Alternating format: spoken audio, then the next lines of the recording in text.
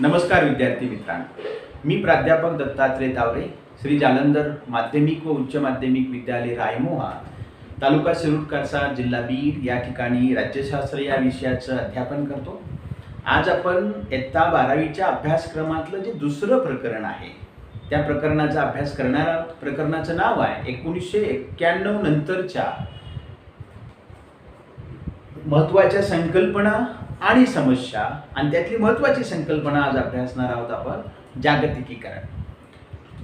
मित्रांनो, जागतिकीकरणाची व्याख्या आपल्याला अशी सांगता येईल की स्थानिक वस्तूंची किंवा घडामोडींची जागतिक स्तरावर स्थानांतरणाची जी काही प्रक्रिया असते याला आपण जागतिकीकरण म्हणूयात.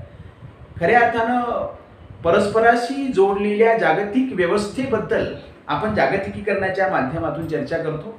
जगातले ही वेगवेगळे देश परस्पराशी कशी जोडलेली आहेत. उदाहरणार्थ सांगायचं म्हणलं तर आता आपल्या भारत देशातला एखादा विद्यार्थी परदेशातल्या एखाद्या महाविद्यालयात, तिथल्या एखाद्या विद्यापीठात इथं बसून ऑनलाईन प्रवेश घेऊ शकतो. तिथला अभ्यासक्रम घरी बसल्या बसल्या पूर्ण करू शकतो. तिथल्या परीक्षासुद्धा इथं बसून देऊ शकतो आणि प्रमाणपत्र प्राप्त करू शकतो. हे सगळं कसं शक्य झालेलं आहे तर एकूण तंत्रज्ञानाचा विकास असेल, आर्थिक क्षेत्रातला विकास असेल, या सगळ्यामुळं या गोष्टी शक्य झालेल्या आहेत. आता जगामध्ये कोणत्याही भागातल्या आपल्या मित्रमैत्रिणीशी आपण सहजरित्या संपर्क साधू शकतो, संवाद साधू शकतो. मग टेलिफोन असेल, मोबाईल असेल, व्हॉट्सॲप असेल, या माध्यमातून हे शक्य झालेलं आहे. या जागतिकीकरणाचा परिणाम आर्थिक व्यवहारावर जसा झाला आहे त्याचबरोबर व्यापारामध्ये सुद्धा खूप मोठे बदल झाल्याचं आपल्याला बघायला मिळतंय.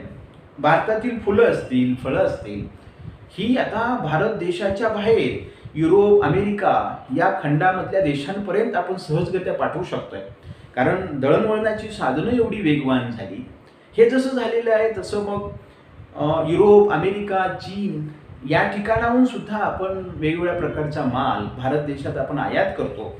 या सगळ्या गोष्टी घडणं आता शक्य झालंय. जागतिकीकरणामुळे राष्ट्र आणि राष्ट्रातील लोक एकमेकांशी जोडले गेलेले आहेत. वेगवेगळे राष्ट्र एकमेकांशी जोडले गेले. हे जसं आहे तसं राष्ट्रातील लोक सुद्धा एकमेकांशी जोडले गेलेले आहेत. एखाद्या ठिकाणी एखादी घटना घडली तर ती घटना त्या ठिकाणापुरती, त्या देशापुरती मर्यादित राहत नाही. त्याचे परिणाम जगातल्या वेगवेगळ्या देशांवरती होताना आपल्याला बघायला मिळतात. ही आता जागतिकीकरणामुळे घडायला लागले. आपण असं म्हणूयात की जागतिकीकरणामुळे एक ग्लोबल विलेज ही कन्सेप्ट पुढे आले. अख्खं जग आता खेडं झालंय. एखाद्या खेड्यामध्ये जसं सगळ्या गोष्टी एकमेकांना संलग्न असतात, जोडून असतात, एखाद्या गोष्टीचा परिणाम सगळ्या त्या खेड्यावरती जसा होतो, प्रत्येक गोष्टीची बारकाईने माहिती खेड्यातल्या प्रत्येक व्यक्तीला जशी असते, तसंच असं आता या जगाबद्दलचं झालेलं आहे. आता या जागतिकीकरणाकडे बघण्याचे दोन दृष्टिकोन आपल्याला बघायला मिळतात. एक दृष्टिकोन असा आहे की जरी जागतिकीकरण झालेलं असलं, राष्ट्र एकमेकाला जोडले गेलेले असले, कदाचित राष्ट्राच्या भिंती कोसळायला लागतायत का असं वाटण्याची भीती वाटायला लागलेली असली, असं असलं तरी सुद्धा राष्ट्र ही व्यवस्था आणखीही महत्त्वाचीच आहे. आज देखील राष्ट्रवादाला महत्त्व आहे, हा एक दृष्टिकोन आहे. आणि दुसरा दृष्टिकोन असा आहे की तंत्रज्ञानानं आणि अर्थशास्त्रानं राष्ट्राला एकमेकाच्या खूप जवळ आणले. राष्ट्राचं जे सार्वभौमत्व आहे, राष्ट्राचे जे अधिकार क्षेत्र आहे, याला कुठेतरी आव्हान निर्माण झालंय का, अशी एक शंका, अशी एक भीती लोकांच्या मनात निर्माण झाली. त्याचबरोबर नागरी समाज किंवा बिगर राजकीय जे काही अभिकर्ते आहेत, सामाजिक चळवळीमध्ये वगैरे स्वयंसेवक म्हणून काम करणारी जी काही लोक आहेत, यांचं महत्त्व वाढलंय का. ज्या काही सामाजिक चळवळी आहेत की ज्या मानवी समस्यांवर भर देतात, ह्या चळवळी आता फक्त एका देशापुरत्या मर्यादित राहिलेल्या नाहीत. या राष्ट्रांच्या सीमा छेदून आंतरराष्ट्रीय पातळीवरती या चळवळी आता काम करताना तुम्हाला बघायला मिळेल. आपण जागतिकीकरणाचा परिणाम वेगवेगळ्या क्षेत्रावरती कसा झालेला आहे हे या प्रकरणामधून अभ्यासणार आहोत. पण हे असं जरी आपण करत असलो की जागतिकीकरणाचा परिणाम आर्थिक घटकावरती कसा झाला, सामाजिक घटकावरती कसा झाला, सांस्कृतिक घटकावरती कसा झाला, आणि त्याचबरोबर त्याचा परिणाम राजकीय घटकावरती कसा झाला, हे जरी आपण स्वतंत्रपणे अभ्यासणार असलो तरी देखील हे सगळेच घटक एकमेकांशी जोडलेले आहेत. आता सुरुवातीला आपण जागतिकीकरणाचा आर्थिक घटकावरती काय परिणाम झाला याच्याबद्दल चर्चा करूयात. त्यातला पहिला मुद्दा आपल्याला असा सांगता येईल की मुळे भांडवली गुंतवणुकीचा मुक्त संचार सुरू झाला. आता अर्थव्यवस्थेमध्ये सगळ्यात महत्त्वाची गोष्ट आहे गुंतवणूक. उद्योगधंद्यांना, कुठलाही उद्योगधंदा असू द्या, त्याला भांडवलाची गरज असते. आपल्याला एखाद्या उद्योगाची उभारणी करायची आहे तरी सुद्धा अगदी पायाभूत गोष्ट आहे भांडवल. त्या भांडवलाची गुंतवणूक आणि भांडवली गुंतवणूक जी काही आहे दोन पातळीवरती होताना आपल्याला दिसते. एक गुंतवणूक सरकारी पातळीवरती होणारी गुंतवणूक आहे आणि दुसरी गुंतवणूक म्हणजे खाजगी पातळीवरती किंवा खाजगी क्षेत्रातून होणारी गुंतवणूक आहे. उदाहरणच द्यायचं म्हटलं तर आपल्या देशातली टाटा ही कंपनी असेल किंवा रिलायन्स ही कंपनी असेल, या कंपन्या भारतातच नव्हे तर आता अमेरिका, युरोप, आफ्रिका या देशामध्ये सुद्धा गुंतवणूक करताना आपल्याला बघायला मिळत आहे. ह्या जशा खाजगी कंपन्या भारताच्या बाहेर जाऊन इतर राष्ट्रामध्ये गुंतवणूक करतात, तसं भारतातल्या काही सरकारी कंपन्या सुद्धा परदेशात गुंतवणूक करतात ही आपल्याला बघायला मिळेल. उदाहरण द्यायचं म्हटलं तर ONGC नावाची कंपनी आहे, ज्याचा लॉंग फॉर्म आपल्याला oil and natural gas corporation असं सांगता येईल. की अशी कंपनी जी की ऑइल आणि गॅस या संदर्भात काम करते, त्याची गुंतवणूक सुद्धा जगातल्या इतर राष्ट्रामध्ये आहे, ज्याला आपण मल्टीनॅशनल कंपनी म्हणून ओळखतो. मित्रांनो, भारत हा एक विकसनशील देश आहे ज्याचा आणखी पूर्णपणे विकास झालेला नाही आणि म्हणून जे देश विकसनशील असतात त्यांना गुंतवणुकीची खूप गरज असते. त्या देशाचा विकास घडवून आणायचा असेल तर त्या देशामध्ये भांडवली स्वरूपात मोठी गुंतवणूक झाली पाहिजे आणि ही गुंतवणूक प्रामुख्यानं पायाभूत सेवा सुविधांमध्ये होण्याची गरज असते. आणि म्हणून जागतिकीकरणामुळे असं झालं की परदेशी गुंतवणूक भारताकडे आकर्षित व्हायला लागली. इतर देशातल्या कंपन्या भारतात गुंतवणूक करायला लागल्या आणि ही गुंतवणूक ज्यावेळेला पायाभूत सोयी सुविधांमध्ये होते, पायाभूत सोयी सुविधा याचा अर्थ आपण असं घेऊयात की रस्ते, रेल्वे, जलमार्ग, हवाई मार्ग या संपर्क साधनांचा विकास करण्यामध्ये ज्यावेळेला गुंतवणूक होते त्यावेळेला सर्वांगाने विकास व्हायला खऱ्या अर्थानं मदत होते. आणि म्हणून परदेशातून गुंतवणूक होत असताना ती खऱ्या अर्थानं पायाभूत सोयी सुविधांमध्ये झाली पाहिजे. ती गुंतवणूक जर ग्राहक उपयोगी क्षेत्रामध्ये झाली तर त्यापासून होणारा फायदा हा खऱ्या अर्थानं पायाभूत सोयी सुविधांपेक्षा कमी असतो. मित्रांनो, दुसरा जो काही आर्थिक क्षेत्रावरती झालेला परिणाम आहे जागतिकीकरणाचा, त्याला आपल्याला असं बघावं लागेल की व्यापार या संकल्पनेत खूप मोठा बदल झाला. 1948 पासून आंतरराष्ट्रीय व्यापाराबाबतचे जे काही नियम आहेत ते आपण गॅट अंतर्गत आखत होतो. GATT GATT, general agreement on tariffs and trade, हा जो काही करार आहे 30 ऑक्टोबर 1947ला जगातल्या 23 राष्ट्रांमध्ये हा करार झाला. ही काही संघटना नव्हती तर व्यापारासंबंधीचा राष्ट्रादरम्यानचा हा केलेला करार होता.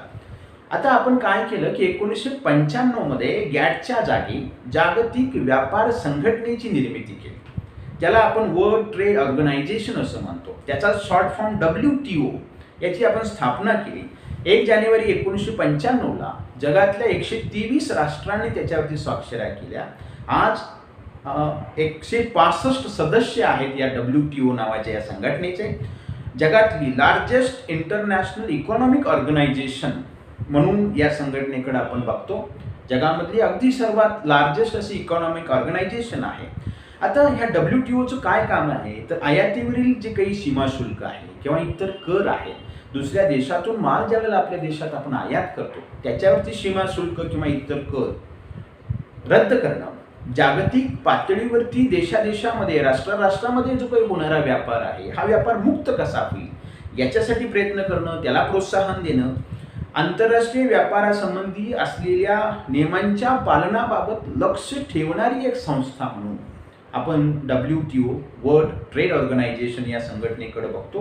ही संघटना मुक्त व्यापारासाठी प्रोत्साहन देते. देशादरम्यानचे व्यापारासंबंधीचे जर काही विवाद असतील तर ती विवाद सोडवण्यासाठी मध्यस्थ म्हणून ही संघटना काम करते. देशादरम्यान व्यापाराबाबत बोलणी घडवून आणणं आणि व्यापाराला प्रोत्साहन देणं ही काम WTO या संघटनेचं आहे. म्हणजे मित्रांनो, लक्षात ठेवा की 1948 मध्ये गॅट या करारानुसार राष्ट्रातला व्यापार घडत होता, पण खऱ्या अर्थानं याच्यावरती लक्ष ठेवण्यासाठी संघटनेची गरज होती आणि ती संघटना आपण 1 जानेवारी 1995ला WTO या रूपात तयार केली आणि आज ही संघटना खऱ्या अर्थानं राष्ट्राच्या या व्यापारावरती लक्ष ठेवण्याचं काम करत आहे. व्यापार हा पूर्वीच्या काळी फक्त वस्तूचा केला जात होता. मग त्यात उदाहरणं द्यायचं म्हणलं तर लोखंड, कोळसा, खनिज तेल हे बऱ्याच वेळेला आपण दुसऱ्या देशातून आयात करत होतो, आपल्या देशातून या वस्तू तिकडे निर्यात करत होतो. त्यानंतरच्या काळामध्ये ही दळणवळणाची साधनं जशी गतिमान झाली त्यामध्ये मग फळं, फुलं, बियाणं यासारख्या नाशवंत वस्तूचा समावेश सुद्धा या व्यापारामध्ये झाला. 1990च्या दशकात व्यापार या संकल्पनेला अधिक व्यापक स्वरूप प्राप्त झाले. यामध्ये व्यापारामध्ये फक्त लोखंड, कोळसा, खनिज तेल किंवा फळं, फुलं, बियाणं यांचाच आयात निर्यात होत नाही, तर आता त्यामध्ये सेवा क्षेत्राची भर पडली. मग बँका असतील, विमा यासारख्या सेवा देखील व्यापाराचा भाग आहेत. ते आता व्यापाराचा भाग म्हणल्या म्हणजे व्यापार ही संकल्पना व्यापक बनली. त्याही पुढे जाऊन बौद्धिक संपदेचा व्यापार ही एक कन्सेप्ट पुढे आली. त्यामध्ये कॉपीराईट, ट्रेडमार्क, पेटंट यासारख्या गोष्टीचा समावेश व्हायला लागला. मित्रांनो, बौद्धिक संपदेच्या अधिकाराबाबत व्यापारी करार नंतरच्या काळात घडून आला. त्याला आपण इंग्लिशमध्ये trade related aspects of intellectual property right, त्याला ट्रिप्स असं म्हणतात. हा व्यापार झाला. जागतिक व्यापार संघटनेच्या सदस्यांसाठी बौद्धिक संपदेच्या अधिकाराबाबत काही न्यूनतम निकष या करारानुसार ठरवण्यात आले. बौद्धिक संपदा अधिकारांची अंमलबजावणी करण्याची प्रक्रिया नेमकी काय आहे, त्याची उपाययोजना कशी करता येईल आणि जर विवाद निर्माण झाले त्याचं निवारण कसं करता येईल या बाबतीची सगळी माहिती त्या कराराअंतर्गत आपल्याला बघायला मिळते. यानंतर व्यापाराबाबत एक महत्त्वाचा बदल असा झाला की देशादेशामधला हा व्यापार कंटेनर कार्गो या जहाजाच्या माध्यमातून व्हायला लागला. ही प्रचंड प्रमाणात माल या देशातून दुसऱ्या देशात वाहतूक करणारी अशी ही जहाजं आहेत आणि खास अशा या कंटेनर कार्गो या जहाजासाठी खास बंदराची व्यवस्था व्हायला लागली. यामुळं आंतरराष्ट्रीय व्यापाऱ्याकडं बघण्याचा जो दृष्टिकोन आहे तो दृष्टिकोनच बदलला. त्यानंतर आणखी एक आर्थिक बाबतीतला परिणाम आपल्याला असा सांगता येईल की जागतिक पातळीवरती ट्रान्सनॅशनल कंपन्यांचा उदय झाला. 1990च्या दशकात आर्थिक क्षेत्रावर खऱ्या अर्थानं दशकापर्यंत सरकारचं नियंत्रण होतं. खाजगी उद्योगांना मर्यादित संधी होत्या. जागतिकीकरणामुळं खाजगी उद्योगात वाढ झाली. खाजगी कंपन्या आता आपला देश सोडून परदेशात जाऊन व्यापार करायला लागल्या आणि या कंपन्यांचं रूपांतर बहुराष्ट्रीय कंपन्यांमध्ये झालं. कशाला म्हणूयात बहुराष्ट्रीय कंपन्या? त्याला आपण असं म्हणता येईल की अशी कंपनी जिचं एका राष्ट्रात मुख्यालय असतं परंतु ती कंपनी अनेक देशामध्ये कार्यरत असते. उदाहरण घ्यायचं झालं तर बजाज आहे, डाबर आहे किंवा ONGC आहे, आदित्य बिर्ला आहे, अमूल, गोदरेज, विप्रो ह्या अशा कंपन्या आहेत की ज्यांचं मुख्यालय भारतात आहे आणि ही कंपनी जगातल्या अनेक राष्ट्रामध्ये काम करते. त्यांचं कार्य अनेक राष्ट्रामध्ये चालतं. तर ह्या कंपन्याला आपल्याला काय म्हणता येईल तर बहुराष्ट्रीय कंपन्या असा आपण या कंपन्यांचा उल्लेख करतो. मित्रांनो, आज आपण ट्रान्सनॅशनल कंपन्यांकडं वाटचाल केलेली आहे, त्याचा उदय झालेला आहे. बहुराष्ट्रीय कंपन्यांच्या पुढे जाऊ ट्रान्सनॅशनल कंपन्या. कशाला म्हणूया ट्रान्सनॅशनल कंपन्या? या कंपन्या कोणत्याही एका राष्ट्राला बांधील नसतात. एकाच राष्ट्रात त्याचं मूळ स्थान नसतं, म्हणजे त्याचं मुख्यालय कुठल्याही एका राष्ट्रात नसतं. कुठल्याही एका राष्ट्राला त्या बांधील नसतात. अनेक राष्ट्रामध्ये त्यांचं काम चालतं. हा एक बहुराष्ट्रीय कंपन्यांचाच एक प्रकार आहे. उदाहरण द्यायचं म्हटलं तर नेस्ले आहे, बायर, युनिलिव्हर आहे, सिमेन्स आहे, जनरल इलेक्ट्रिक आहे. अशा कंपन्या आहेत की त्याचं मुख्यालय कुठल्याही एखाद्या राष्ट्रामध्ये नाही, अनेक राष्ट्रात त्यांचं काम चालतंय. त्याला आपण कसल्या कंपन्या म्हणूयात? ट्रान्सनॅशनल कंपन्या. जागतिकीकरणामुळे झालेले हे सगळे परिणाम आहेत. आणखी आपल्याला एक परिणाम असा सांगता येईल की कुशल आणि अर्धकुशल जी काही कामगार आहेत ती एका राष्ट्रामधून दुसऱ्या राष्ट्रामध्ये स्थानांतरित व्हायला लागले. त्यांना रोजगाराच्या संधी उपलब्ध व्हायला लागल्या. आत्तापर्यंत एका शहरातून दुसऱ्या शहरात, फार फार तर देशातल्या एका राज्यातून दुसऱ्या राज्यात हे जे काही आपण स्थानांतरण हे कामगार एका ठिकाणून जाणं हे जे काही पाहत होतो, आता त्याच्याही पुढे जाऊ एका राष्ट्रातून दुसऱ्या राष्ट्रात जगातल्या अनेक राष्ट्रामध्ये हे कुशल आणि अर्धकुशल कामगार स्थानांतरित व्हायला लागले. हा जागतिकीकरणाचा परिणाम आहे. खाजगी क्षेत्राच्या वाढीमुळे एकतर सेवा क्षेत्रात रोजगाराच्या संधी उपलब्ध झाल्या. उदाहरण द्यायचं म्हटलं तर खानपान आहे, मालवितरण आहे, प्रवासी वाहतूक आहे, यात अनेक संधी उपलब्ध झाल्या आणि त्या निमित्तानं हे जे काही कामगार आहेत एका देशातून दुसऱ्या देशात जायला लागले. जागतिकीकरणाचा आणखी एक परिणाम लहान उद्योग आणि दुकानावरती सुद्धा झाल्याचं आपल्याला बघायला मिळत आहे. जे काही लहान उद्योग आहेत आता जागतिकीकरणामुळं ह्या लहान लहान उद्योगांना, दुकानदारांना आता बहुराष्ट्रीय कंपन्यांशी स्पर्धा करावी लागायला लागली. मग असे उद्योग किंवा असे दुकानदार जे कार्यक्षम आहेत, चांगल्या पद्धतीची सेवा ग्राहकांना देत आहेत, असेच उद्योग आणि असेच दुकानदार ह्या बहुराष्ट्रीय कंपन्यांच्या स्पर्धेमध्ये टिकायला लागले. आणि नसता इतर उद्योग हे बंद पडण्याची भीती निर्माण झाली. उदाहरण बघा तर मोठा किराणा दुकान असेल किंवा मॉल्स असेल, त्यांच्या तोडीमध्ये आता सुद्धा शहरामध्ये छोटी दुकानदारं, भाजी किंवा फळ विक्रेते आणखी सुद्धा ग्राहक मिळवतात. त्याचं कारणच आहे की ते आपल्या ग्राहकाला आवश्यक सेवा पुरवतात. म्हणजे लहान उद्योग आणि दुकानदारांवरती सुद्धा परिणाम झालेला आहे, कारण त्यांना आता कोणाची स्पर्धा करावी लागते तर बहुराष्ट्रीय कंपन्यांशी स्पर्धा करावी लागते. जागतिकीकरणाचा परिणाम शेतीच्या संदर्भात सुद्धा झाल्याचं आपल्याला बघायला मिळतंय. आतापर्यंत शेतकरी आपला माल कुठं तरी व्यापाऱ्याला वगैरे विकत होता. आता बहुराष्ट्रीय कंपन्या किंवा जागतिकीकरणामुळे शेतकरी आपला माल मोठ्या कंपन्यांना मध्यस्थीशिवाय थेट विकू शकतो. हे चांगली गोष्ट शेतकऱ्याच्या बाबतीत घडायला लागली. बहुराष्ट्रीय कंपन्यांना नवनवीन तंत्रज्ञान शेतीच्या संदर्भात देशात आणलं. त्यामुळं भारतीय मालाला नवनवीन बाजारपेठा उपलब्ध झाल्या. उदाहरणच बघा तर भारतातील मग समुद्री उत्पादनं असतील किंवा मांस असेल, तांदूळ असेल, मसाला असेल, ताजी फळं असतील, भाज्या असतील, साखर, कॉफी, भुईमूग, काजू इत्यादी गोष्टी आता आपण निर्यात करायला लागलो. हे सगळं जागतिकीकरणामुळे शक्य झालं. ज्यावेळेला वस्तू आपण निर्यात करतो त्यावेळेला शेतकऱ्यांना चांगला भाव मिळायला लागला आणि शेतकऱ्याच्या मालाला किंमत मिळाल्यामुळं शेतकऱ्यांचा जो काही राहणीमान आहे, आर्थिक उन्नती घडायला त्यातून मदत झाली. हे सगळे परिणाम आर्थिक क्षेत्रावरती जागतिकीकरणाचे झालेलं आपल्याला बघायला मिळते. मित्रांनो, मी आतापर्यंत व्यापाराबाबत जे काही बदल झाले त्याबद्दल बोललो. व्यापार हा साधारणतः वस्तूचा होता, आता व्यापाराची व्याप्ती वाढली याबद्दल सांगितलं. त्याचबरोबर जी गुंतवणूक आहे, आता परदेशी कंपन्या सुद्धा भारतात गुंतवणूक करायला लागल्या, या गोष्टी आल्या. व्यापार या संकल्पनेतच बदल झाला. त्याचबरोबर ट्रान्सनॅशनल कंपन्यांचा कसा उदय झाला, कुशल अर्धकुशल जे काही कामगार आहेत ते भारतातून दुसऱ्या देशात कसे स्थानांतरित व्हायला लागले याबद्दल आपण बोललो. जसा आर्थिक घटकावरती परिणाम झाला त्याच पद्धतीनं राजकीय क्षेत्रावरती सुद्धा जागतिकीकरणाचा परिणाम झाला. मित्रांनो, 1989ची पूर्व युरोपमधली जी क्रांती आहे आणि त्याचबरोबर सोव्हिएत रशियाचं झालेलं जे काही विघटन आहे याचा परिणाम असा झाला की कम्युनिझमचा झालेला अंत, अशा स्वरूपात या दोन घटनांकडे आपल्याला बघावं लागेल. जागतिक पातळीवरती कम्युनिझमचा अंत या दोन घटनेनं झाला. घटना दोन कोणत्या आहेत? 1989ची पूर्व युरोपमध्ये झालेली क्रांती आहे आणि दुसरं सोव्हिएत रशियाचं विघटन आहे. त्यानंतर जग हे लोकशाही व्यवस्थेच्या दिशेनं वाटचाल करायला लागलं.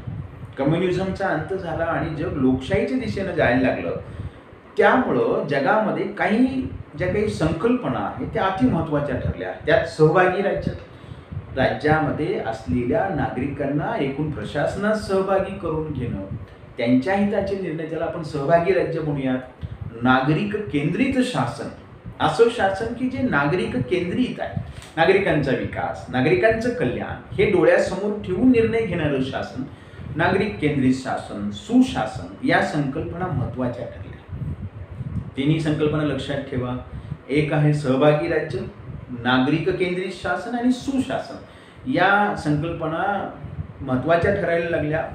लोकशाही व्यवस्थेमध्ये निर्णय हे बहुमतानं होतात. समाजातील सर्व घटकांना निर्णय प्रक्रियेत सामील करून घेतलं जातं आणि लोकशाहीमध्ये समाजाच्या सहभागावरती भर असतो. या गोष्टी महत्त्वाच्या असतात. आणि दुसरी गोष्ट बघा, जे राज्याचं स्थान आहे जागतिकीकरणाच्या संदर्भात कुठंतरी लोकांना असं वाटायला लागलं की राज्याचं महत्त्व कमी होत आहे.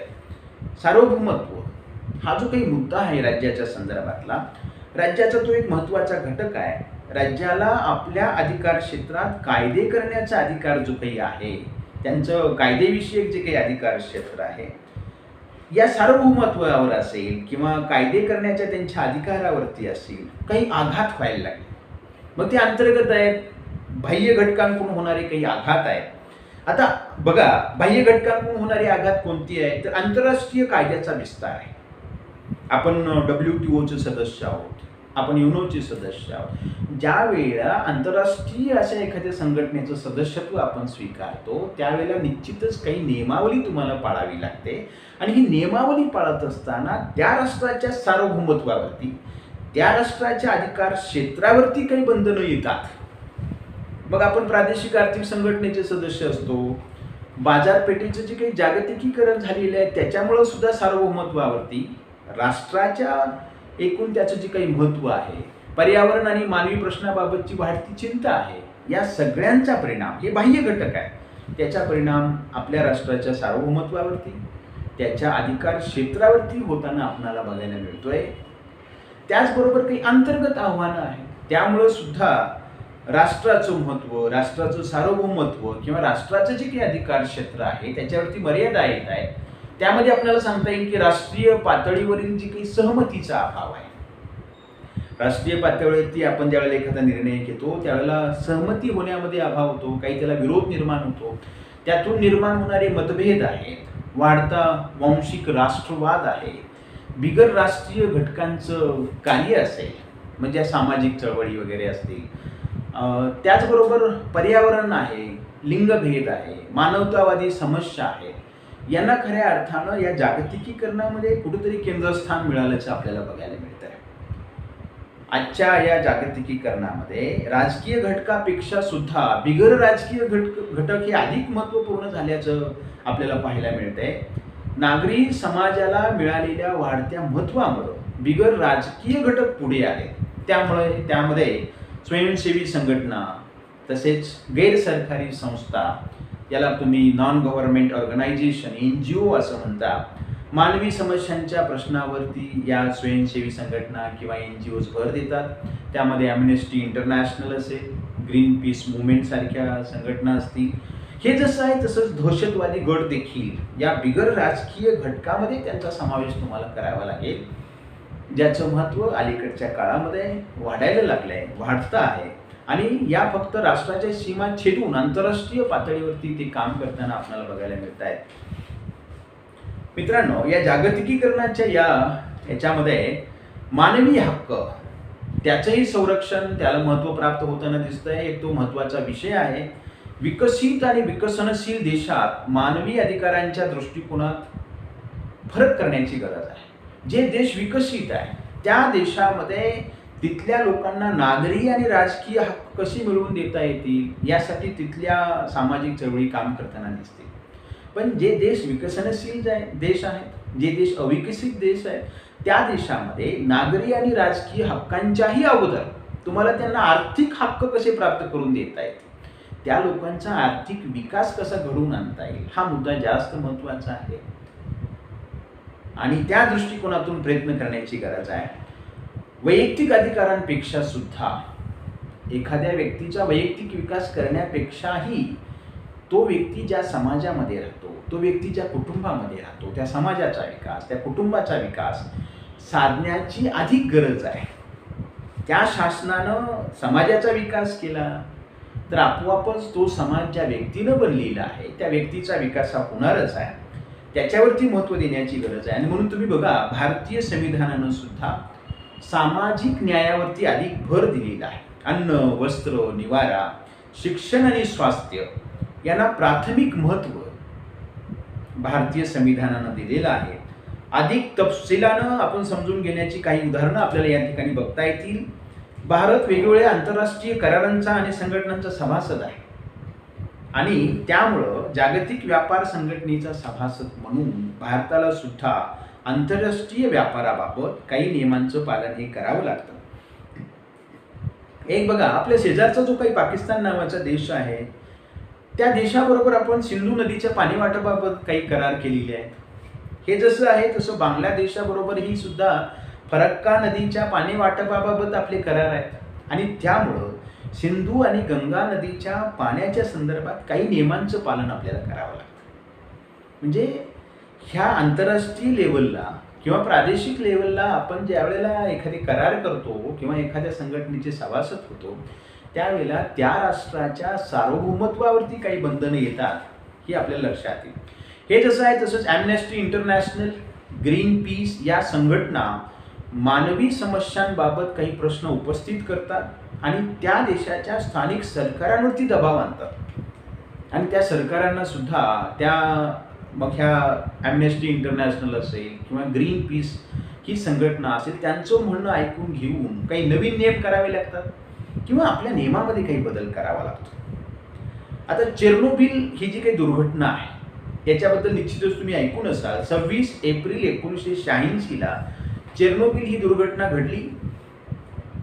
जगातली सर्वात विनाशकारी अणुऊर्जा अपघात म्हणून या घटनेकडे आपण बघतो. हा अपघात तत्कालीन सोव्हिएत संघामध्ये, आज तो स्वतंत्र झाला, युक्रेन नावाचा जो काही देश आहे त्या देशामध्ये हा अपघात घडला.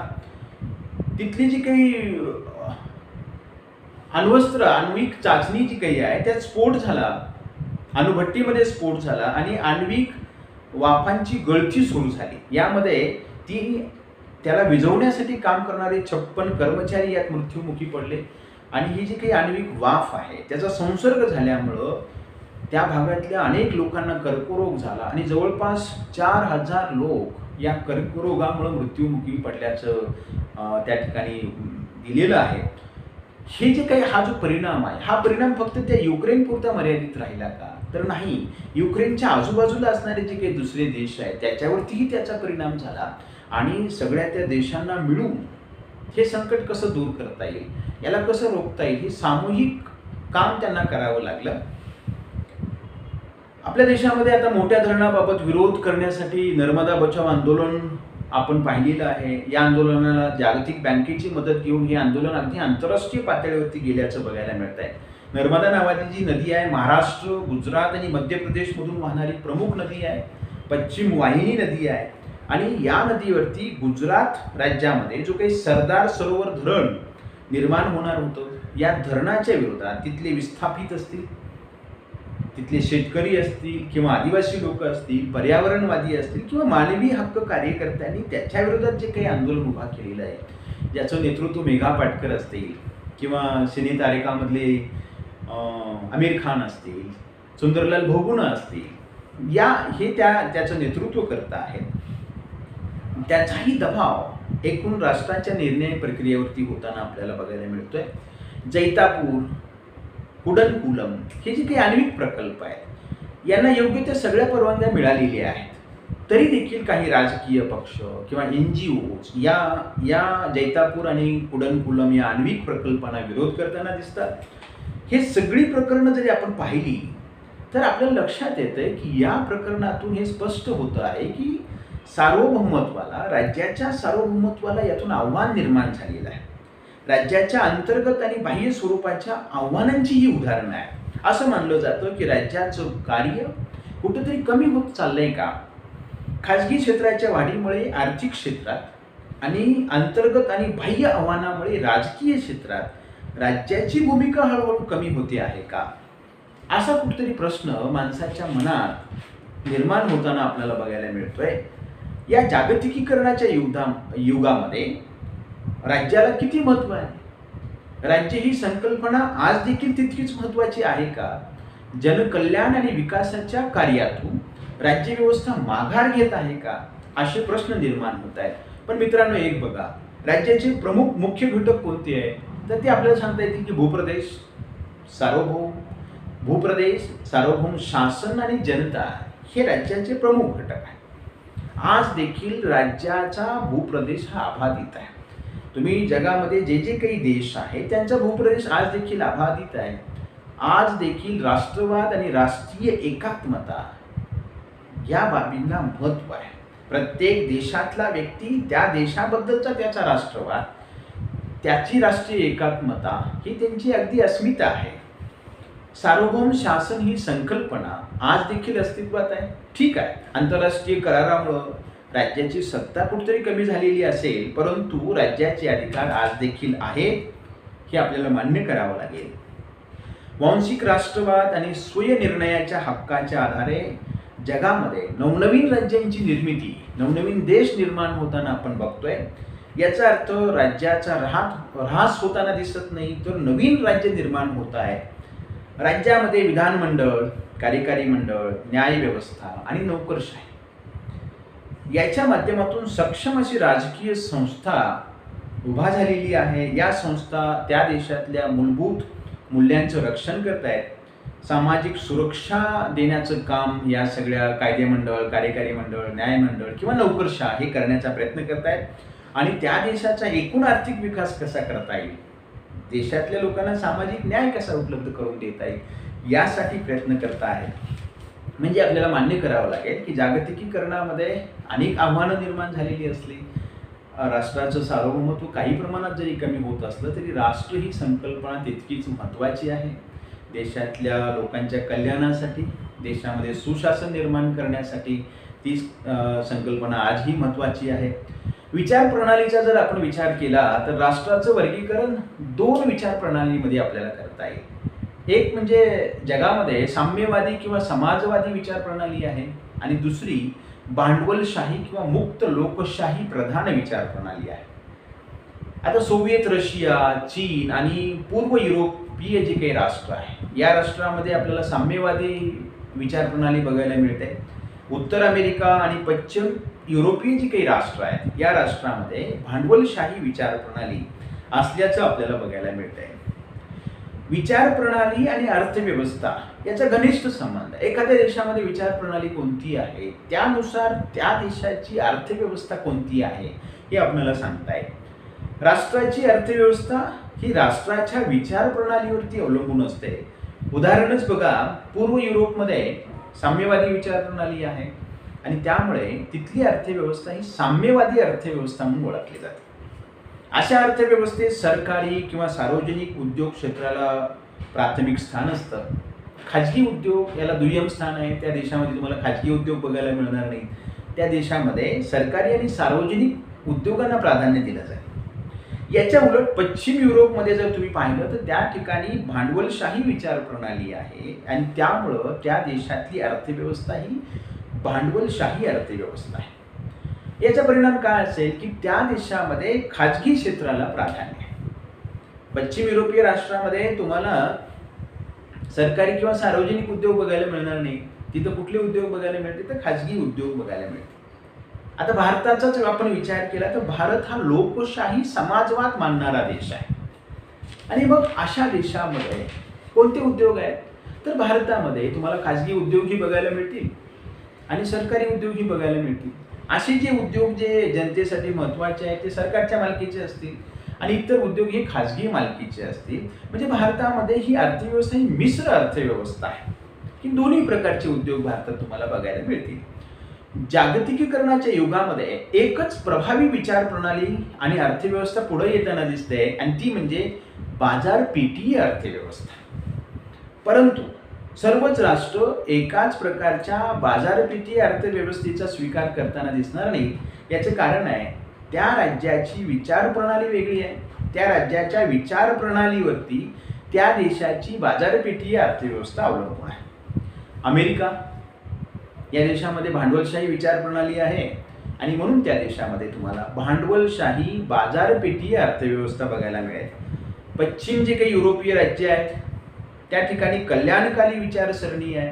त्या देशातल्या लोकांचं कल्याण करणं, त्यांचं कल्याण होईल असे निर्णय घेणं, योजना आखणं आणि म्हणून पश्चिम युरोपीय राज्यामध्ये कल्याणकारी बाजारपेठीय अर्थव्यवस्था विकसित झाल्याचं बघायला मिळेल. आता चीन हा साम्यवादी विचार प्रणाली मानणारा देश आहे. 1990 नंतर तिथल्या अर्थव्यवस्थेत बरेच बदल झाले आणि म्हणून चीनची अर्थव्यवस्था ही साम्यवादी बाजारपेठीय अर्थव्यवस्था म्हणून चीनच्या अर्थव्यवस्थेकडे पाहिलं जातं. आता भारत या देशामध्ये बाजारपेठीय अर्थव्यवस्था हा शब्दप्रयोग आपण करत नाही. आपल्या देशात आपण आर्थिक उदारीकरण या शब्दानं याचा उल्लेख केला जातो. मित्रांनो, तंत्रज्ञानाच्या बाबतीत जर बोलायचं म्हटलं तर 1990च्या दशकामध्ये जागतिक संप्रेषणाच्या पद्धतीमध्ये आमूलाग्र असे बदल झाले. 90च्या दशकामध्ये म्हणजे 1990 नंतर उपग्रह संप्रेषण प्रणाली असेल, मोबाईल असेल, टेलिफोन, फॅक्स, इंटरनेट यामुळं जनतेच्या सामाजिक, राजकीय आणि आर्थिक जीवनामध्ये क्रांतिकारी बदल झाल्याचं तुम्हाला बघायला मिळेल. 1990च्या दशकात CNN ने भारतात प्रवेश केला, ज्याला तुम्ही केबल न्यूज नेटवर्क असं म्हणता. दूरदर्शन ही एकमेव दूरचित्रवाणी माध्यम त्या काळामध्ये आपल्या भारत देशात होतं. परंतु नंतरच्या काळात तुम्ही बघा अनेक सरकारी असतील किंवा खाजगी चॅनल्स सुरू झाले. उपग्रह संप्रेषण प्रणालीनं कोणत्याही शहरामध्ये, गावामध्ये डिश अँटिनाच्या माध्यमातून तुम्ही अनेक चॅनल्स पाहू शकायला लागलाय. घरोघरी त्या काळामध्ये टेलिफोन नव्हते. फार तर 1990च्या अगोदर पोस्ट ऑफिसमध्ये जाऊन तुम्हाला त्या ठिकाणून फोन करावा लागायचा. शहराबाहेर फोन करायचा असेल तर ट्रंक कॉल पद्धत होती. त्यानंतरच्या काळात सबस्क्रायबर ट्रंक डायलिंग, ज्याला तुम्ही STD म्हणता, ती पद्धत पुढं आली. पण आता अलीकडच्या काळात तुम्ही बघाल की मोबाईलचा सर्वत्र वापर होताना दिसतोय. सरकारी तसेच खाजगी कंपन्या या मोबाईल क्षेत्रामध्ये काम करतायत. सहजासहजी अगदी कानाकोपऱ्यामध्ये कुठल्याही व्यक्तीशी आपण सहज संपर्क साधू शकतो. आणि ह्या जागतिकीकरणाच्या काळामधली सर्वात महत्त्वाची क्रांती कोणती आहे तर ती आहे इंटरनेटची क्रांती. कोणाशीही कुठेही तात्काळ संपर्क आपण इंटरनेटच्या माध्यमातून साधू शकतो. विचार, संस्कृती आणि माहितीचा जगात जो काही प्रसार झालेला आहे याला इंटरनेट कारणीभूत आहे. इंटरनेटच्या सर्च इंजिनच्या माध्यमातून आपल्याला पाहिजे असणारी कुठलीही माहिती अगदी क्षणार्धात आपण घर बसल्या मिळवू शकतो. ही खूप मोठी ताकद त्या इंटरनेटची आहे. Twitter, Skype, Facebook, Instagram, WhatsApp याच्या माध्यमातून आपण सोशल नेटवर्क जे काही समाजातले ही लोक आहेत त्यांच्याशी संपर्कात राहू शकतो. नेटवर्किंग त्यामुळे निर्माण झालेलं आहे. मित्रांनो, हे माहितीच्या युगातलं हे जे तंत्रज्ञान आहे ते खऱ्या अर्थानं कुठल्याही देशापुरतं मर्यादित नाही आहे. ते आंतरराष्ट्रीय स्वरूपाचं आहे. त्यामुळं हे कोणत्याही देशाच्या सीमांना बांधील नाही. यामुळंच सीमापार गट असतील, सीमापार संस्था असतील किंवा बिगर राजकीय घटक यांचा प्रसार, यांचा विकास झाल्याचं तुम्हाला बघायला मिळेल. NGO आहे, ट्रान्सनॅशनल कॉर्पोरेशन आहे, गुन्हेगारी आणि दहशतवादी संघटना या वाढीस लागल्यास त्यांच्या वाढीला याची मदत झाली. आणि त्यावरती नियंत्रण ठेवणं किंवा त्यांच्या कार्यावरती मर्यादा आणणं कुठल्याही देशाला आता सोपं राहिलेलं नाही. ते अवघड झालेले आहे, कारण की त्या कुठल्या सीमेच्या मर्यादित नाही आहेत. सामाजिक आणि सांस्कृतिक घटक याबद्दल जर बोलायचं म्हटलं तर जगात काय घडत आहे ते जाणून घेणं शक्य खऱ्या अर्थानं या जागतिकीकरणामुळे झालेलं आहे. समाज आणि संस्कृतीवरती त्याचा खूप मोठा परिणाम झाल्याचं आपल्याला बघायला मिळत आहे. वैश्विक कॉस्मोपॉलिटन संस्कृतीचा उदय या जागतिकीकरणामुळं झालेला आहे. यावर पाश्चिमात्य विचारांचा खूप मोठा प्रभाव पडल्याचं आपल्याला बघायला मिळत आहे. आधुनिकीकरण, पाश्चिमात्यीकरण, सेक्युलरायझेशन ही मूल्य पारंपरिक मूल्यांपेक्षा महत्त्वाची लोकांना वाटायला लागली आहेत. तुम्ही बघा, लोकांच्या वैयक्तिक जीवनावरती सुद्धा जागतिकीकरणाचा परिणाम झालेला आहे. बर्गर, पिझ्झा, वडापाव इत्यादी जे काही फास्ट फूड आहे त्याचं प्रमाण लोकांच्या अन्नामध्ये वाढलेलं आहे. त्यांच्या खानपान संस्कृतीमध्ये बदल झालेला आहे. नाताळ, दिवाळी हे जे काही सण साजरे करण्याची पद्धती आहे त्या पद्धतीमध्ये बदल झाला आहे. Mother's day, father's day, friendship day ही नवीन कल्पना जागतिकीकरणामुळं लोकांच्या वैयक्तिक जीवनामध्ये दाखल झाल्याचं आपल्याला बघायला मिळत आहे. त्यांची जी काही राहणीमान आहे ते वेस्टर्न पद्धतीचे कपडे आता परिधान करताना आपल्याला दिसत आहेत. समाजात व्यक्तिवाद आणि भौतिकवाद याला महत्त्व प्राप्त होताना दिसत आहे. समाजापेक्षा सुद्धा व्यक्तीला स्वतःचं जीवन, स्वतःची प्रायव्हसी पाहिजे. माझं स्वतःचं जीवन, माझी स्वतःची, त्याला आपण काय म्हणूयात, प्रायव्हेट स्पेस याला महत्त्व प्राप्त होताना दिसत आहे. जागतिकीकरणाकडे व्यापक दृष्टीनं जर आपण पाहिलं तर त्याचे काही सकारात्मक परिणाम आहेत. जसे सकारात्मक आहे तसे नकारात्मक परिणाम सुद्धा त्याचे आहेत. आता काही सकारात्मक परिणाम आपल्याला असे सांगता येतील की जागतिकीकरणामुळे तरुणांसाठी देशामध्ये अनेक संधी निर्माण झाली. दुसरा फायदा आपल्याला असं सांगता येईल की जगात काय चाललेलं आहे, आपल्या देशावरती, आपल्या स्वतःवरती त्या घटनेचा काय परिणाम होतोय याची अधिक चांगल्या पद्धतीनं जाणीव या जागतिकीकरणामुळे होते.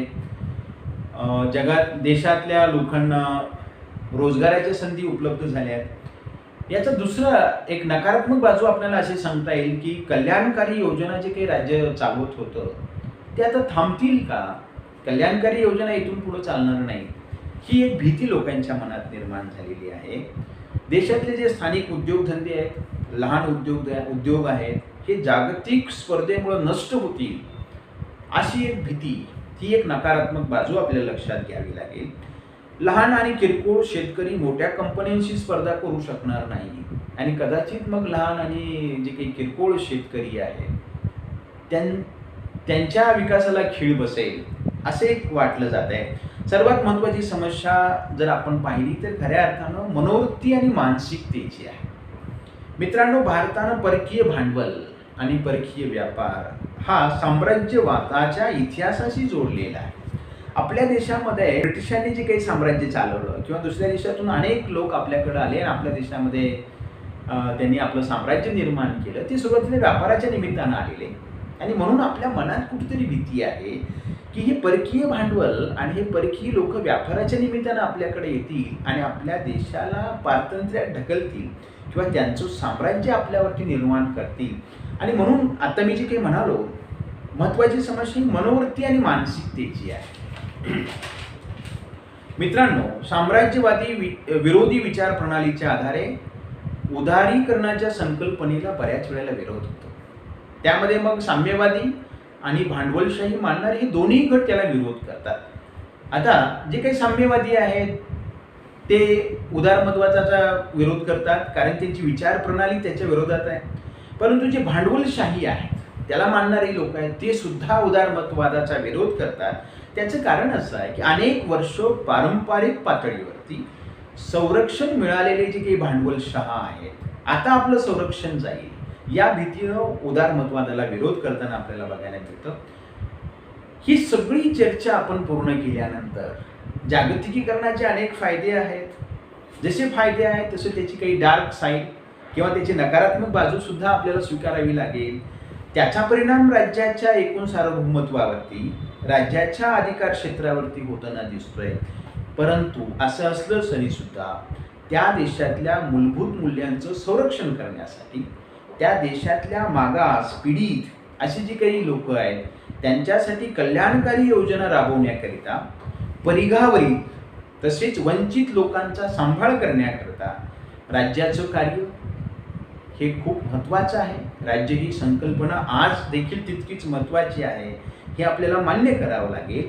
आणि जागतिकीकरणाच्या युगामध्ये राज्याचं हे कार्य असंच कार्य कसं चालत राहील हे आपल्याला लक्षात ठेवावं लागेल. या पद्धतीनं आज आपण या तासामध्ये जागतिकीकरण ही संकल्पना काय आहे की याबद्दल प्रकाश टाकलेला आहे, त्याचं विस्तारानं चर्चा केलेली आहे. आज आपण याच ठिकाणी थांबूयात. धन्यवाद.